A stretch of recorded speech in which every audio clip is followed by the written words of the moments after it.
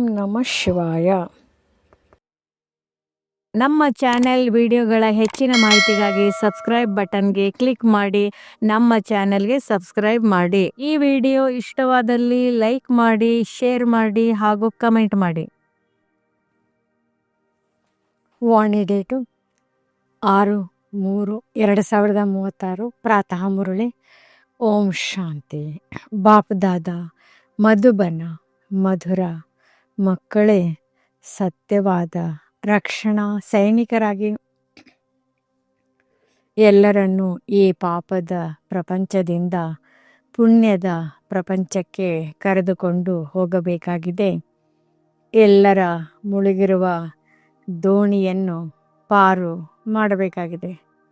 ಪ್ರಶ್ನೆ: ಯಾವ ನಿಶ್ಚಯವು ಪ್ರತಿಯೊಬ್ಬ ಮಗುವಿನ ಬುದ್ಧಿಯಲ್ಲಿ ನಂಬರ್ ವಾರ್ ಕುಳಿತುಕೊಳ್ಳುತ್ತದೆ?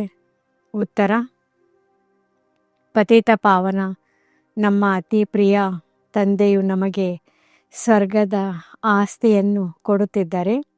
ಈ ನಿಶ್ಚಯವು ಪ್ರತಿಯೊಬ್ಬರ ಬುದ್ಧಿಯಲ್ಲಿ ನಂಬರ್ ವಾರ್ ಕುಳಿತುಕೊಳ್ಳುತ್ತದೆ. ಒಂದು ವೇಳೆ ಯಾರಿಗಾದರೂ ಪೂರ್ಣ ನಿಶ್ಚಯವಾಗಿ ಬಿಟ್ಟರೂ ಸಹ ಮಾಯೆಯು ಸನ್ಮುಖದಲ್ಲಿ ನಿಂತಿದೆ. ತಂದೆಯನ್ನು ಮರೆತು ಹೋಗುತ್ತಾರೆ, ಅನುತ್ತೀರ್ಣರಾಗಿ ಬಿಡುತ್ತಾರೆ. ಯಾರಿಗೆ ನಿಶ್ಚಯವು ಕುಳಿತುಕೊಳ್ಳುವುದೋ ಅವರು ಪಾವನರಾಗುವ ಪುರುಷಾರ್ಥದಲ್ಲಿ ತೊಡಗುತ್ತಾರೆ. ಈಗ ಮನೆಗೆ ಹೋಗಬೇಕ ಎಂದು ಬುದ್ಧಿಯಲ್ಲಿ ಇರುತ್ತದೆ. ಓಂ ಶಾಂತಿ. ಮಧುರಾತಿ ಮಧುರ. ಅಗಲಿ ಹೋಗಿ ಮರಳಿ ಸಿಕ್ಕಿರುವ ಮಕ್ಕಳ ಪ್ರತಿ ಸುಪ್ರಭಾತ. ಮಕ್ಕಳು ಇದನ್ನಂತೂ ತಿಳಿದುಕೊಂಡಿದ್ದೀರಿ, ಸತ್ಯಯುಗದಲ್ಲಿ ಸದಾ good morning, good day, good everything, good night ಎಲ್ಲವೂ ಶುಭವೇ ಶುಭವಾಗಿರುತ್ತದೆ. ಇಲ್ಲಿ ಗುಡ್ ಮಾರ್ನಿಂಗ್, ಗುಡ್ ನೈಟ್ ಯಾವುದೂ ಇಲ್ಲ.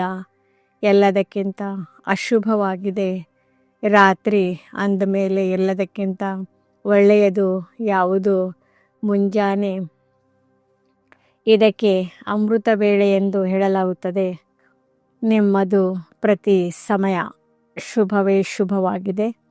ಮಕ್ಕಳಿಗೆ ತಿಳಿದಿದೆ, ಈ ಸಮಯದಲ್ಲಿ ನಾವು ಯೋಗ ಯೋಗೇಶ್ವರ ಮತ್ತು ಯೋಗ ಯೋಗೇಶ್ವರಿ ಆಗಿದ್ದೇವೆ. ಈಶ್ವರನು ನಿಮ್ಮ ತಂದೆಯಾಗಿದ್ದಾರೆ.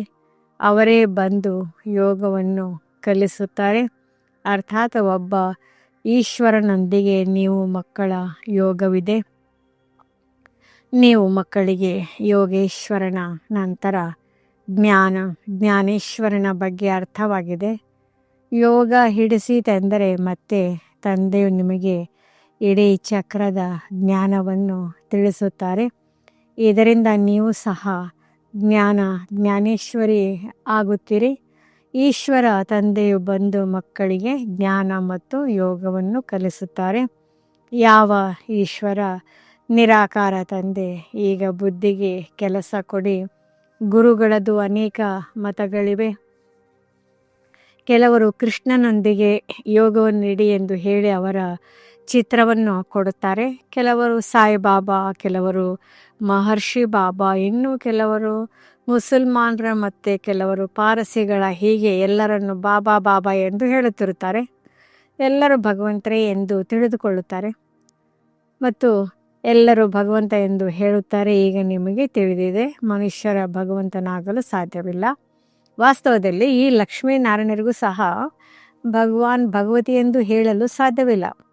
ಭಗವಂತನು ಒಬ್ಬ ನಿರಾಕಾರನಾಗಿದ್ದಾರೆ. ಅವರು ನೀವೆಲ್ಲ ಆತ್ಮರ ತಂದೆಯಾಗಿದ್ದಾರೆ. ಅವರಿಗೆ ಶಿವ ತಂದೆ ಎಂದು ಹೇಳಲಾಗುತ್ತದೆ. ನೀವೇ ಜನ್ಮ ಜನ್ಮಾಂತರದಿಂದ ಸತ್ಸಂಗವನ್ನು ಮಾಡುತ್ತಾ ಬಂದಿದ್ದೀರಿ. ಯಾರಾದರೂ ಸನ್ಯಾಸಿ, ಸಾಧು, ಪಂಡಿತ ಮೊದಲಾದವರು ಖಂಡಿತ ಇರುತ್ತಾರೆ.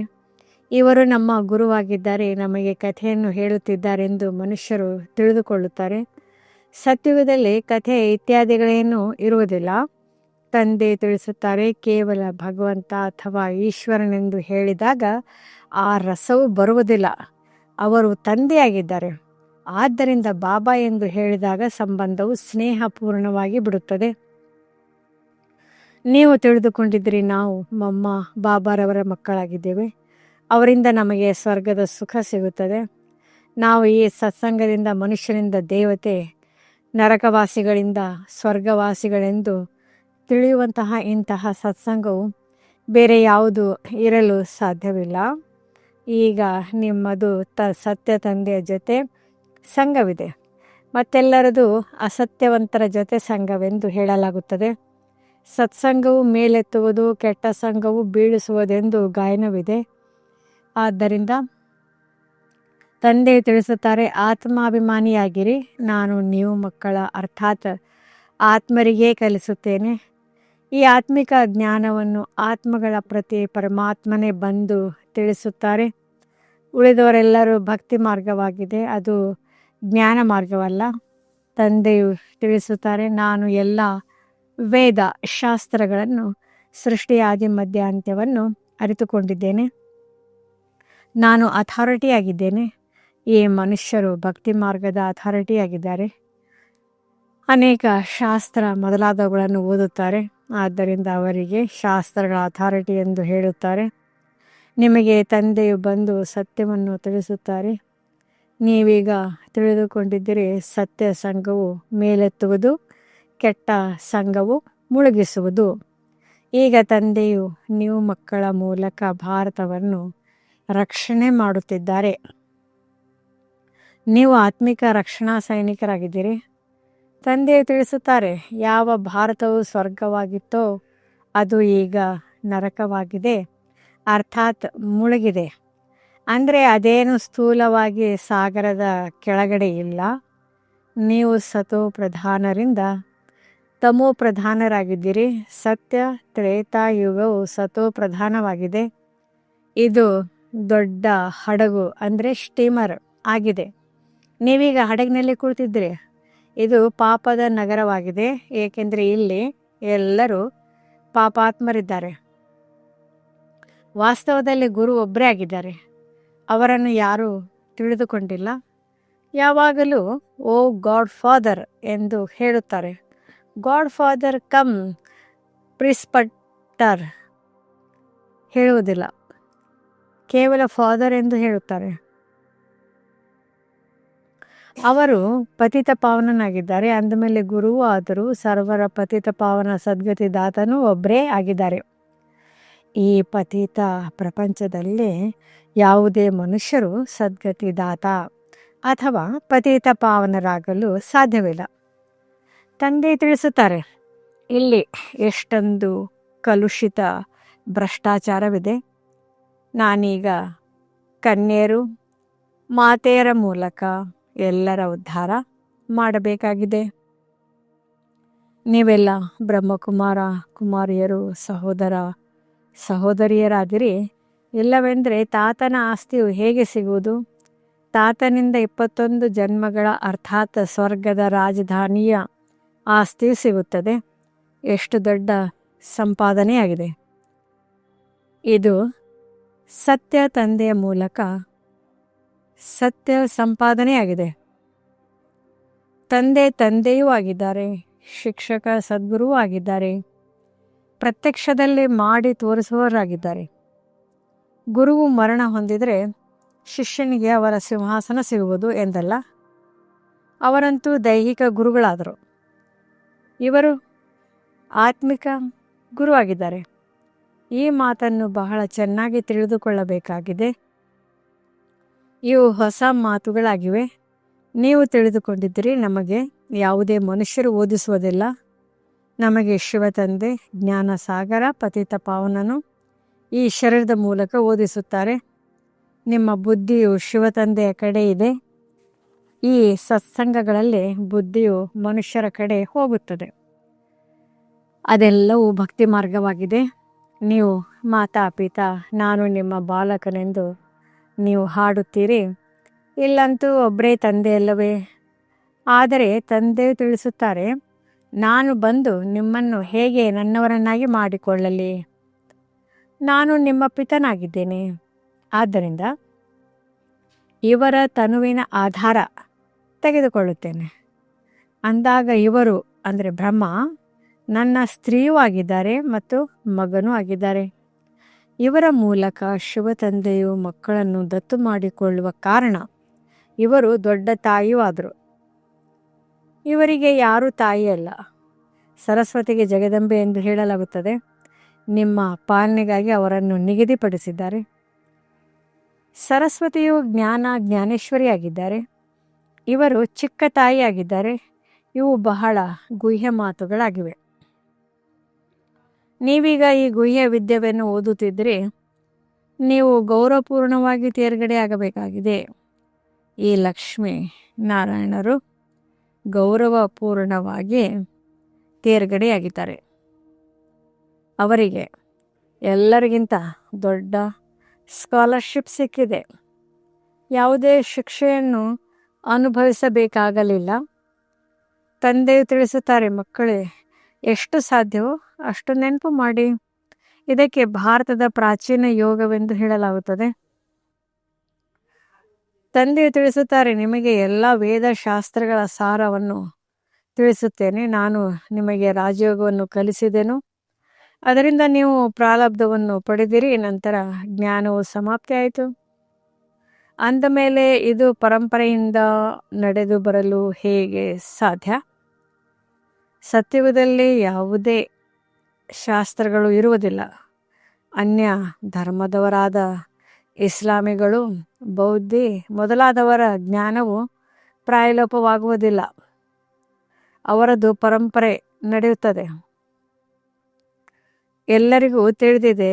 ಆದರೆ ತಂದೆ ತಿಳಿಸುತ್ತಾರೆ, ನಾನು ನಿಮಗೆ ಯಾವ ಜ್ಞಾನವನ್ನು ತಿಳಿಸುತ್ತೇನೆಯೋ ಅದನ್ನು ಯಾರೂ ತಿಳಿದುಕೊಂಡಿಲ್ಲ. ಭಾರತವು ದುಃಖಿಯಾಗಿ ಬಿಡುತ್ತದೆ. ನಾನು ಬಂದು ಅದನ್ನು ಸದಾ ಸುಖಿಯನ್ನಾಗಿ ಮಾಡುತ್ತೇನೆ. ತಂದೆಯು ತಿಳಿಸುತ್ತಾರೆ, ನಾನು ಸಾಧಾರಣ ತನುವಿನಲ್ಲಿ ಕುಳಿತಿದ್ದೇನೆ. ನಿಮ್ಮ ಬುದ್ಧಿಯೋಗವು ತಂದೆಯ ಜೊತೆಯಲ್ಲಿಯೇ ಇರಲಿ. ಆತ್ಮಗಳ ತಂದೆಯು ಪರಮಪಿತ ಪರಮಾತ್ಮನಾಗಿದ್ದಾರೆ. ಅವರು ಸರ್ವ ಮಕ್ಕಳ ತಂದೆಯಾಗಿದ್ದಾರೆ. ಅಂದಮೇಲೆ ಅವರಿಗೆ ಎಲ್ಲರೂ ಮಕ್ಕಳಾದರು. ಎಲ್ಲ ಆತ್ಮರು ಈ ಸಮಯದಲ್ಲಿ ಪತಿತರಾಗಿದ್ದಾರೆ. ನಾನೀಗ ಪ್ರತ್ಯಕ್ಷವಾಗಿ ಬಂದಿದ್ದೇನೆ. ವಿನಾಶವು ಸಮ್ಮುಖದಲ್ಲಿ ನಿಂತಿದೆ. ನಿಮಗೆ ತಿಳಿದಿದೆ, ಇದಕ್ಕೆ ಬೆಂಕಿ ಬೀಳುವುದು. ಎಲ್ಲರ ಶರೀರಗಳು ಸಮಾಪ್ತಿಯಾಗುತ್ತವೆ. ಎಲ್ಲ ಆತ್ಮರು ಹಿಂತಿರುಗಿ ಮನೆಗೆ ಹೋಗಬೇಕಾಗಿದೆ. ಬ್ರಹ್ಮದಲ್ಲಿ ಲೀನವಾಗುತ್ತಾರೆ ಅಥವಾ ಜ್ಯೋತಿಯಲ್ಲಿ ಸಮಾವೇಶವಾಗುತ್ತಾರೆ ಎಂದಲ್ಲ. ಬ್ರಹ್ಮ ಸಮಾಜಿಗಳು ಜ್ಯೋತಿಯನ್ನು ಬೆಳಗಿಸುತ್ತಾರೆ. ಅದಕ್ಕೆ ಬ್ರಹ್ಮ ಮಂದಿರವೆಂದು ಹೇಳಲಾಗುತ್ತದೆ. ವಾಸ್ತವದಲ್ಲಿ ಬ್ರಹ್ಮ ಮಹಾತತ್ವವಾಗಿದೆ. ಅಲ್ಲಿ ಎಲ್ಲ ಆತ್ಮರು ಇರುತ್ತಾರೆ. ನಮ್ಮ ಮೊದಲ ಮಂದಿರವು ಅದಾಗಿದೆ. ಅಲ್ಲಿ ಪವಿತ್ರ ಆತ್ಮರಿರುತ್ತಾರೆ. ಈ ಮಾತುಗಳನ್ನು ಯಾವುದೇ ಮನುಷ್ಯರು ತಿಳಿದುಕೊಂಡಿಲ್ಲ. ಜ್ಞಾನಸಾಗರ ತಂದೆಯು ಕುಳಿತು ನೀವು ಮಕ್ಕಳಿಗೆ ತಿಳಿಸುತ್ತಾರೆ, ನೀವೀಗ ಜ್ಞಾನೇಶ್ವರರಾಗಿದ್ದೀರಿ. ನಂತರ ರಾಜೇಶ್ವರ ಆಗುತ್ತೀರಿ. ನಿಮ್ಮ ಬುದ್ಧಿಯಲ್ಲಿದೆ ಪತಿತ ಪಾವನ ಅತಿ ಪ್ರಿಯ ತಂದೆಯು ಬಂದು ನಮಗೆ ಸ್ವರ್ಗದ ಆಸ್ತಿಯನ್ನು ಕೊಡುತ್ತಿದ್ದಾರೆ. ಕೆಲವರ ಬುದ್ಧಿಯಲ್ಲಿ ಇದು ಸಹ ಕುಳಿತುಕೊಳ್ಳುವುದಿಲ್ಲ. ಎಷ್ಟೊಂದು ಮಂದಿ ಕುಳಿತಿದ್ದಾರೆ. ಇದರಲ್ಲಿ ಯಾರು 100% ನಿಶ್ಚಯ ಬುದ್ಧಿಯವರಿಲ್ಲ. ಕೆಲವರು 80%, ಕೆಲವರು 50% ಇದ್ದಾರೆ. ಕೆಲವರು ಅದೂ ಇಲ್ಲ. ಅವರು ಸಂಪೂರ್ಣ ಕನಿಷ್ಠರಾದರು. ನಂಬರ್ ವಾರ್ ಅವಶ್ಯವಾಗಿ ಇರುತ್ತಾರೆ. ಬಹಳ ಮಂದಿ ಮಕ್ಕಳಿಗೆ ನಿಶ್ಚಯವಿಲ್ಲ. ನಿಶ್ಚಯವಾಗಬೇಕೆಂದು ಪ್ರಯತ್ನ ಪಡುತ್ತಾರೆ. ಒಂದು ವೇಳೆ ನಿಶ್ಚಯವಾಗಲೂಬಹುದು. ಆದರೆ ಮಾಯೆಯು ಕಠಿಣವಾಗಿದೆ. ತಂದೆಯನ್ನು ಮರೆತು ಹೋಗುತ್ತಾರೆ. ಈ ಬ್ರಹ್ಮರವರು ಸಹ ಹೇಳುತ್ತಾರೆ, ನಾನು ಪೂರ್ಣ ಭಕ್ತನಾಗಿದ್ದೆನು. 63 ಜನ್ಮಗಳವರೆಗೆ ಭಕ್ತಿ ಮಾಡಿದ್ದೇನೆ. ತತತ್ವಂ ನೀವು ಸಹ 63 ಜನ್ಮಗಳ ಭಕ್ತಿ ಮಾಡಿದಿರಿ. 21 ಜನ್ಮಗಳವರೆಗೆ ಸುಖ ಪಡೆದಿರಿ. ನಂತರ ಭಕ್ತರಾದಿರಿ. ಭಕ್ತಿಯ ನಂತರ ವೈರಾಗ್ಯ. ಸನ್ಯಾಸಿಗಳು ಸಹ ಈ ಶಬ್ದವನ್ನು ಎಲ್ಲರೂ ಹೇಳುತ್ತಾರೆ. ಜ್ಞಾನ, ಭಕ್ತಿ ಮತ್ತು ವೈರಾಗ್ಯ. ಅವರಿಗೆ ಗೃಹಸ್ಥದಿಂದ ವೈರಾಗ್ಯ ಬರುತ್ತದೆ. ಅದಕ್ಕೆ ಹದ್ದಿನ ವೈರಾಗ್ಯವೆಂದು ಹೇಳಲಾಗುತ್ತದೆ. ನಿಮ್ಮದು ಬೇಹದ್ದಿನ ವೈರಾಗ್ಯವಾಗಿದೆ. ಸನ್ಯಾಸಿಗಳು ಮನೆ ಮಠವನ್ನು ಬಿಟ್ಟು ಕಾಡಿಗೆ ಹೊರಟು ಹೋಗುತ್ತಾರೆ. ಈಗಂತೂ ಯಾರೂ ಕಾಡಿನಲ್ಲಿಲ್ಲ. ಎಲ್ಲ ಕುಟೀರಗಳು ಖಾಲಿ ಬಿದ್ದಿವೆ.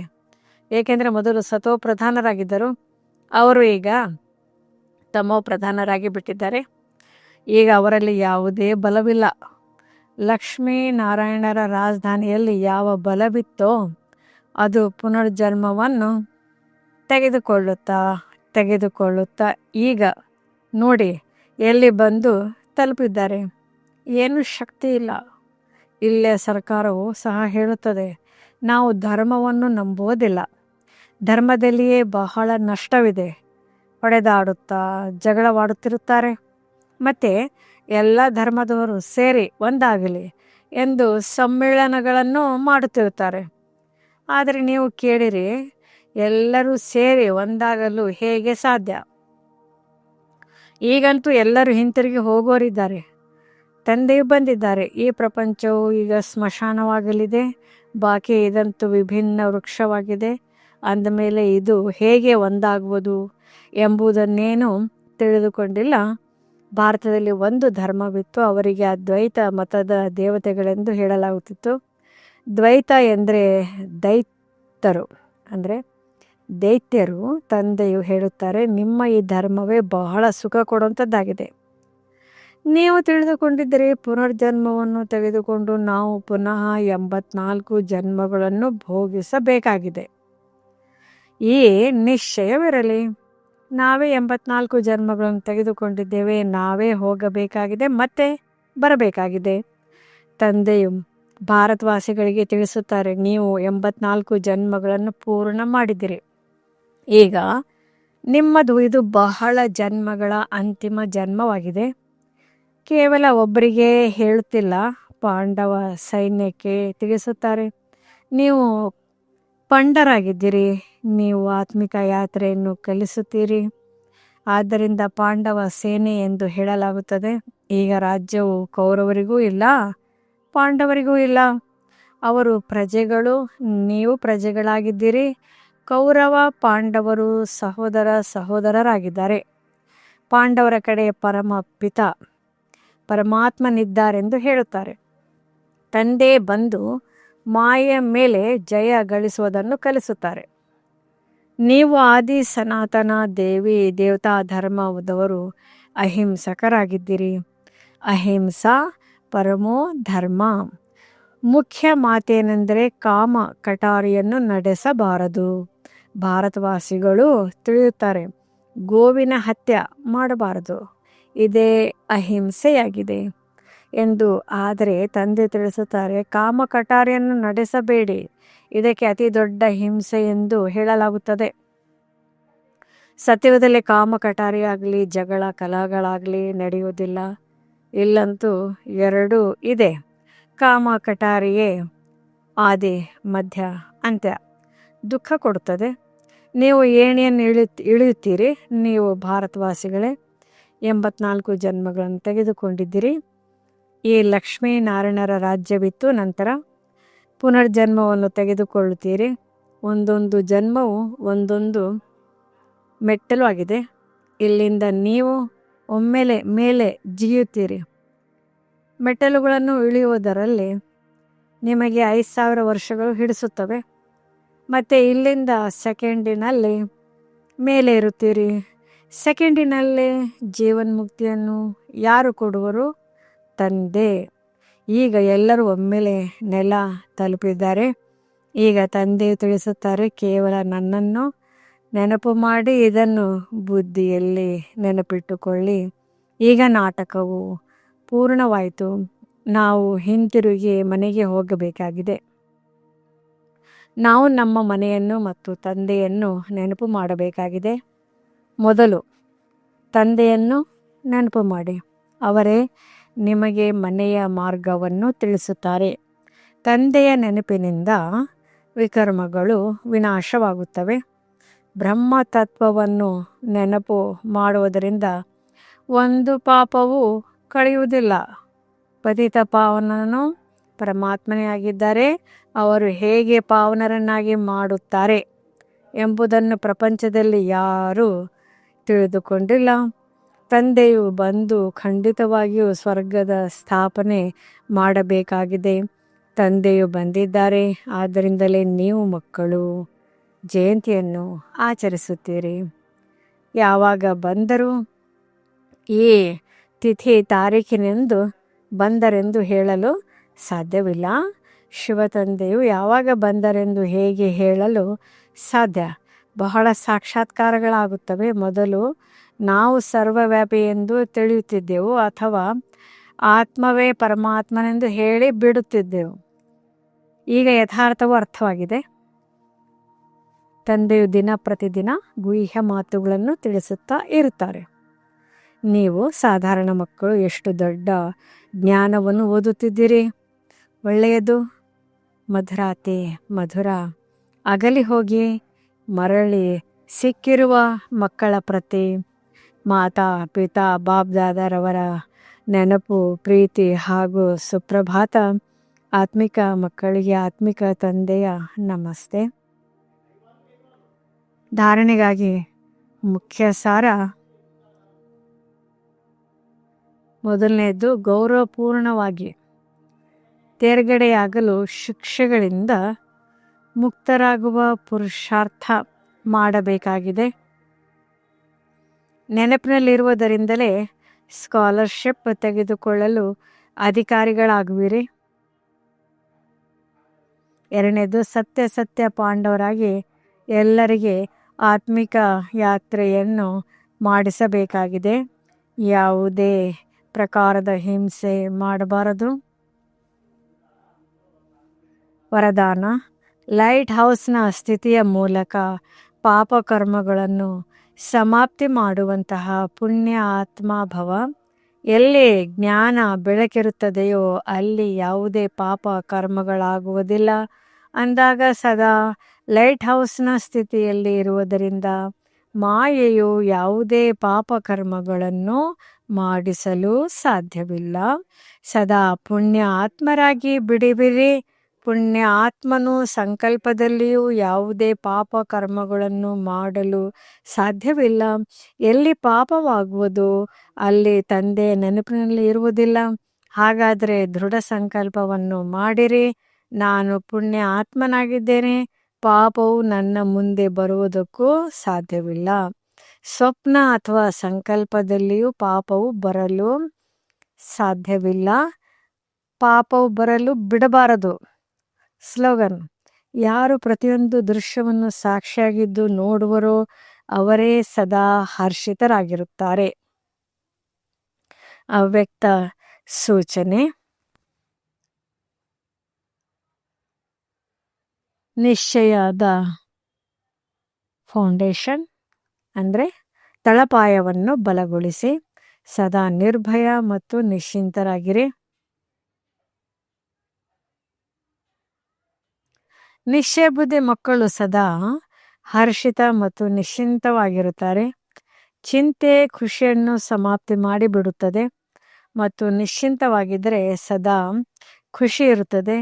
ಯಾವಾಗ ಯಾವುದೇ ಮಾತಿನಲ್ಲಿ ಏಕೆ ಆಯಿತು, ಹೇಗೆ ಆಯಿತು, ಏನಾಗುವುದು ಈ ಪ್ರಶ್ನೆಗಳು ಬಂದಾಗ ಚಿಂತೆಯಾಗುವುದು.